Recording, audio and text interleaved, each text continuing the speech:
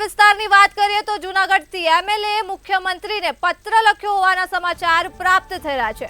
જૂનાગઢમાં એમએલએ મુખ્યમંત્રીને લખ્યો છે પત્ર। નરસિંહ મહેતા સરોવરની કામગીરીને લઈ પત્ર લખવામાં આવ્યો છે। તો ધારાસભ્ય સંજય કોરડિયાએ સીએમને પત્ર લખ્યો છે। ગોકળગાય ગતિથી ચાલતા કામ અંગે કરી છે રજૂઆત। ત્યારે તળાવના નવીનીકરણના કામને લઈને ઉઠ્યા છે સવાલો। પૂર હોનારત સર્જાય તે પહેલા એક્શન પ્લાન બનાવવા માંગ કરવામાં આવી રહી છે। જૂનાગઢ વિસ્તારની વાત કરીએ તો જૂનાગઢમાં એમએલએ મુખ્યમંત્રીને પત્ર લખ્યો છે। એમએલએ નરસિંહ મહેતા સરોવરની કામગીરીને લઈ પત્ર લખ્યો છે। તો ધારાસભ્ય સંજય કરોડિયાએ લખ્યો છે સીએમને પત્ર। ગોકળગાય ગતિથી ચાલતા કામ અંગે રજૂઆત કરવામાં આવી છે।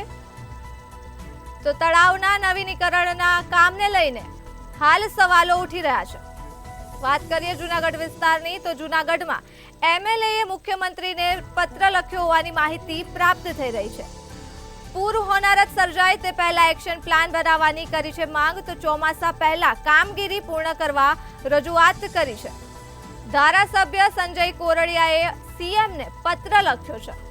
આ સાથે જ ગોકળગાય ગતિથી ચાલતા કામ અંગે તેઓએ કરી છે રજૂઆત। તળાવના નવીનીકરણના કામને લઈને ઉઠ્યા છે હાલ સવાલો।